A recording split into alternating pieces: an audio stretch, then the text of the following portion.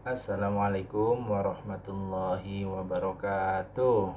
Waalaikumsalam warahmatullahi wabarakatuh. Selamat pagi ibu-ibu. Selamat pagi. Salam sejahtera bagi kita semua. Alhamdulillahirrabbilalamin. Salawat serta salam kita haturkan kepada junjungan kita Nabi besar Muhammad Sallallahu Alaihi Wasallam.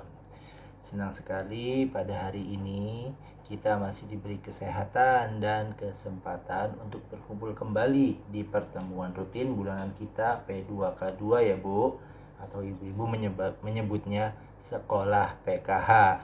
Gimana kabarnya ibu-ibu? Alhamdulillah baik Pak. Alhamdulillah, mudah-mudahan kita senantiasa diberikan kesehatan dan tetap semangat dan kompak ya Bu. Insya Allah. Amin, alhamdulillah.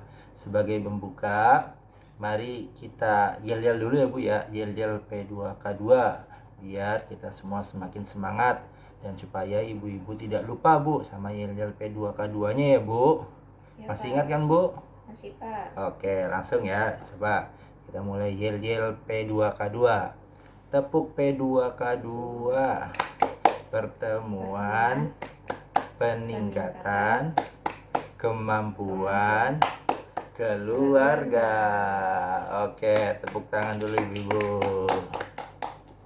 Baiklah ibu-ibu, pada hari ini kita akan melanjutkan diskusi kita di modul yang kelima, kesejahteraan sosial, sesi 13, langkah yang keempat, ragam dan tingkat disabilitas. Nah, jadi hari ini kita akan membahas dan mengenal tingkat atau jenis-jenis disabilitas ya Bu. Siap Bu? Siapa? Seperti kita tahu Bu, disabilitas itu ada tingkatannya, ada yang ringan, ada yang sedang, dan ada yang berat. Dan di program PKH ini, disabilitas yang masuk dalam komponen penerima bantuan itu yang berat ya Bu. Jadi misal gini Bu, ada tetangganya ibu, terus kecelakaan. Nah dari kecelakaan itu, jari telunjuk sama tengahnya itu dipotong Bu, diamputasi. Nah kira-kira itu masuk kategori PKH bukan Bu? Iya Pak. Oh kok iya Bu? Kan berat. Oh enggak Bu, jelas tidak Bu. Ini masih termasuknya kategori yang ringan. Yang masuk itu yang berat ya Bu. Jadi di PKH itu yang masuk dalam komponen penerima bantuan itu yang berat. Ya kalau tadi jarinya dipotong mah masih masuknya ringan Bu. Yang berat contohnya gimana Pak? Ya yang berat itu ya nanti penasaran kan ibu-ibu, nanti kita akan membahas dan mencari apa definisi disabilitas berat itu ya Bu. Di sini saya ada flip chart nih Bu, flip chart yang menjelaskan jenis-jenis disabilitas. Mari kita lihat dan pahami ya Bu. Berikut adalah jenis-jenis disabilitas yang ditampilkan flip chart 3. Yang pertama, disabilitas fisik. Penyandang disabilitas ini terlihat dari fisik luarnya kurang sempurna atau hilang dari salah satu fungsi anggota tubuhnya. Misalnya hilang atau kurang salah satu bahkan dua-duanya dari anggota tangan atau kakinya, ataupun anggota tubuh lain yang menyebabkan terganggunya dalam beraktivitas selayaknya orang normal. Yang kedua, disabilitas rungu wicara. Penyandang disabilitas ini memiliki kekurangan atau hilangnya fungsi pendengaran atau kemampuan bicaranya.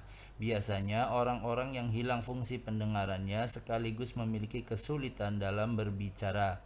Yang ketiga, disabilitas netra. Penyandang disabilitas ini memiliki kekurangan atau hilangnya fungsi penglihatan sehingga membuatnya sulit dalam beraktivitas.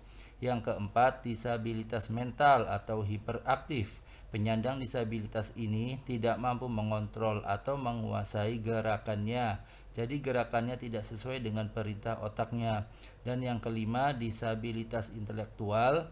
Penyandang disabilitas ini perkembangan otaknya tidak sesuai umurnya atau biasa disebut keterbelakangan mental, dan biasanya disabilitas ini juga beberapa penderitanya berdampak pada pertumbuhan fisiknya. Disabilitas ini biasa disebut juga dengan Down syndrome.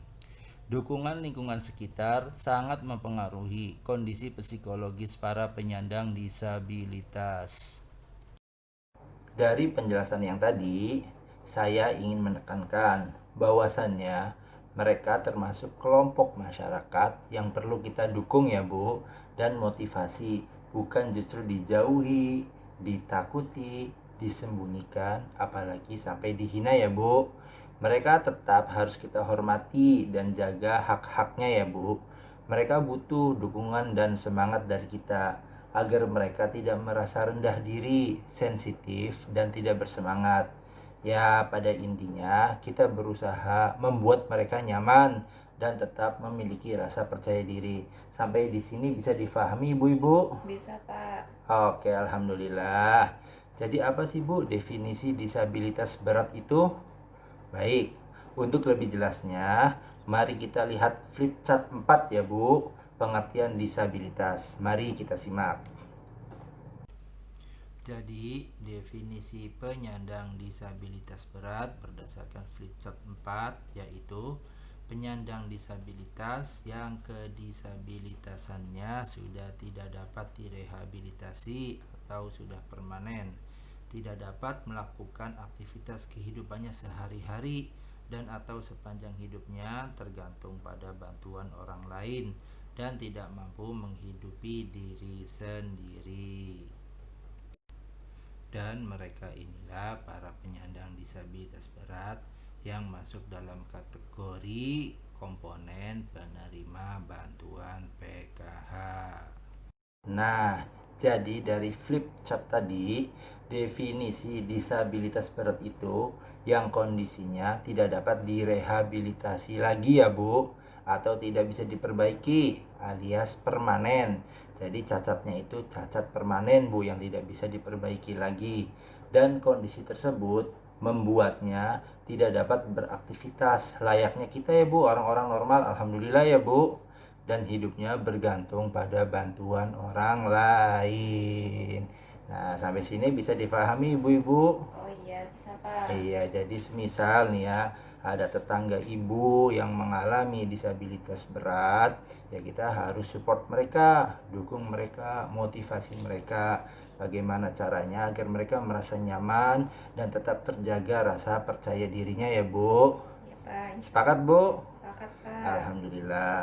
Baiklah, mungkin itu saja diskusi dan pembahasan kita pada hari ini. Mudah-mudahan bermanfaat bagi ibu-ibu semua dan bisa dipraktekkan dalam kehidupan sehari-hari. Saya akhiri saja ya Bu. Nanti kita bertemu di pertemuan berikutnya.